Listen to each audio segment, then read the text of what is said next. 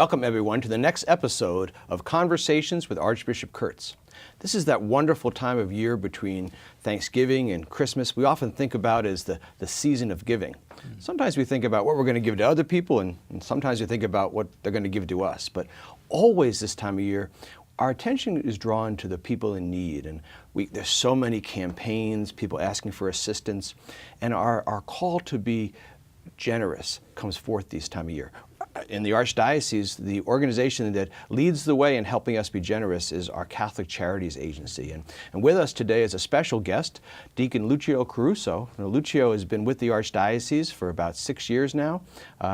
He does a wonderful work over there, and we're going to get a chance to hear a little bit from him about Catholic Charities and also from Archbishop Kurtz about his experience earlier in his time as a priest working at Catholic Charities in Pennsylvania. So, Deacon Lucio, welcome to being part of our show today. Thank you. Thank you. Deacon Lucio was born in Italy. You'll know that from his accent coming up in just a minute.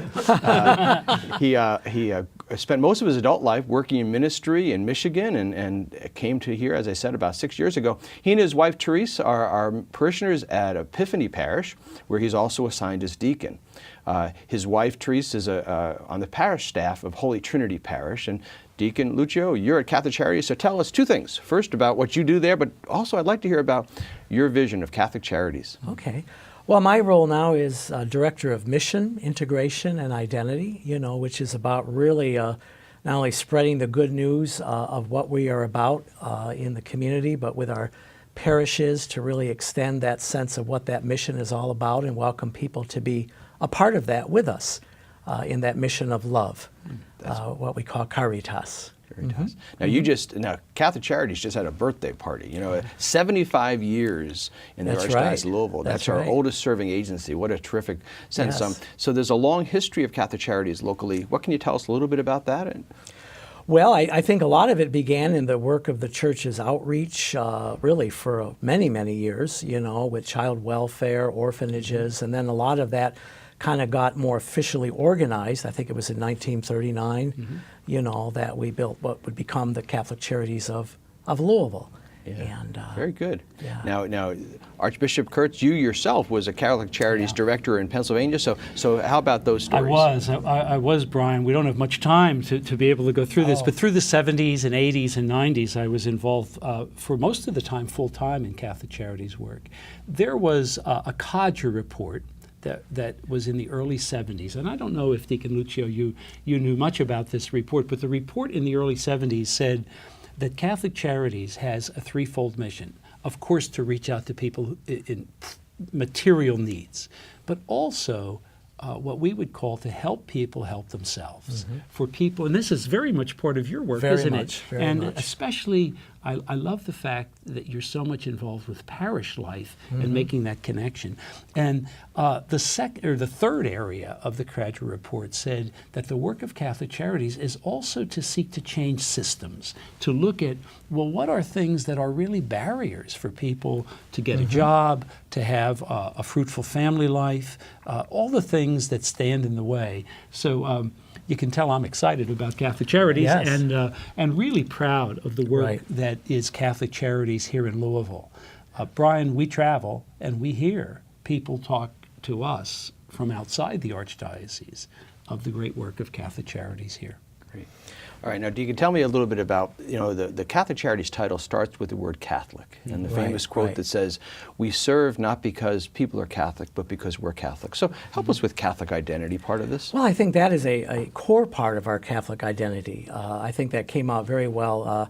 Pope Emeritus Benedict XVI, his first encyclical letter, God is love, Deus caritas est. That's not the Italian, but really spoke about how as much as we value the importance of celebrating sacrament and the proclamation of the gospel, we cannot neglect charity, our outreach and love, that's an integral part of who we are as followers of Jesus, living the great commandment to love God and to love our neighbors. So it's not an optional kind of thing, but it's integral to all that we do.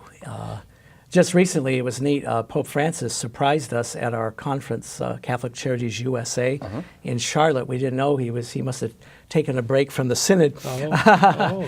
and spoke to us, and it was really wonderful. He didn't speak in Italian, it was in Spanish, but that's okay. I was all right with that. But he said to us as Catholic Charities that we are the engine of the church that organizes love and that involves everyone to join with us in living that out, in living the commandment of love and the corporal works of mercy.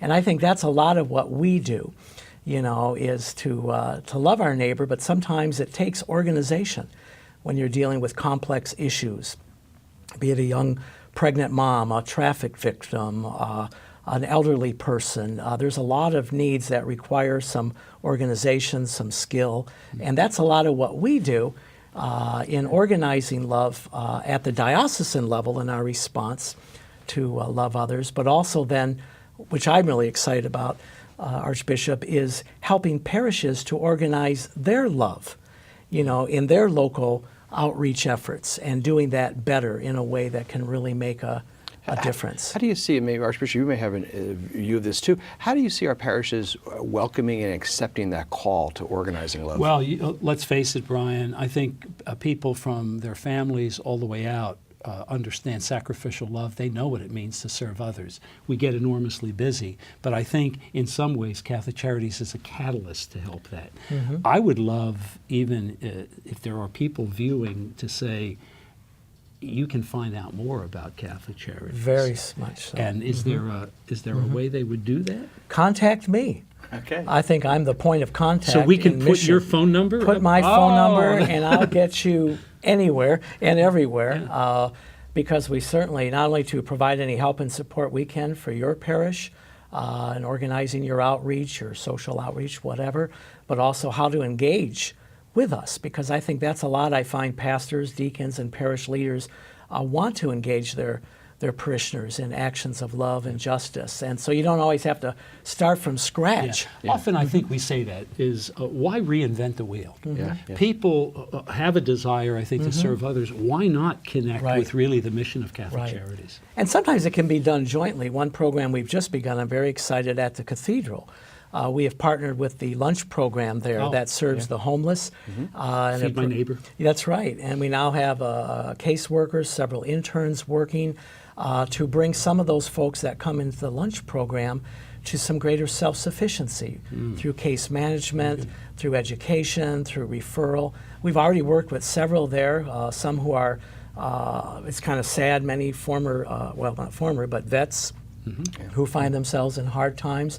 I've just learned recently that we've worked with a couple to help them with jobs. We brought them to our Sister Visitor Center to get them some clothes to start their job. I mean, it was a wonderful collaboration with Father Jeff and the program there and our organization with them together. So that's one example of a joint That'd be good. project. Go ahead, please. St. Vincent de Paul. Yeah, I mean, good. how many of our parishes have a great history of St. Vincent de Paul, and being able to connect with the organization itself of Vincent de Paul and Catholic Charities, it's a win-win situation, don't you say? How about the real patron saint for all this charitable work, St. Vincent de Paul? Exactly. That's right, Factory, yeah. Deacon, you do terrific work, and there's a great number of staff at Catholic Charities, and we congratulate you and the Executive Director, Steve Bogus, on all the good work that goes on over there, thinking about Sister Visitor, refugees, immigrants, food for the poor, outreach to families, mothers in need, adoption services. I can make a laundry list, because there really is that many things going on. Right, right. And it really is all of those most vulnerable that we're called to serve, or as our Pope Francis is saying, that we sort of chart the pace of the church, or help bring the church out into the streets and reaching all of those vulnerable populations. And I'm reminded the gospel for the Feast of Christ the King. We hear that it's always kind of that scary final judgment. I always hear the only really criteria of that final judgment is what you have done to the least of these you have done to me and for me. And so we take that very seriously, not only as an agency but as a church, and this is a chance to really do that. It's very good too, because it's the last Mass of the church year. That's a wonderful insight. That's great. Archbishop, it's one of the places the church interacts with society beyond our own membership. It is. It is. And in fact, it's funny you said that because I was thinking about that. We serve and we advocate. When we Right. think about the voiceless and vulnerable, we serve, but we also advocate Yeah, for very them. good. Right. And that really captures, I think, what And we're it's all talking about. connected, you know, with every service that we do, there's an advocacy component. I know one, I spoke about it actually in a homily of mine this past weekend. I use the example of human trafficking, you know, serving many of those victims, but we also advocated to have some laws passed in our state that make that a crime and Sure. so forth. So that was a nice connection of both of those. You know, we could talk about Catholic Charities in 3 whole segments and 3 whole shows, because That's there's so right. much. But we thank you, Deacon, for being with us today and for having a chance to reflect on this critical ministry, particularly this time of year we think about it. And we thank you and all of your colleagues for the good work you do. And we thank you for being with us for this segment. There'll be another one coming up in just a few minutes where Archbishop Kurtz will be talking to some young adults about their experience of the church. Be right back.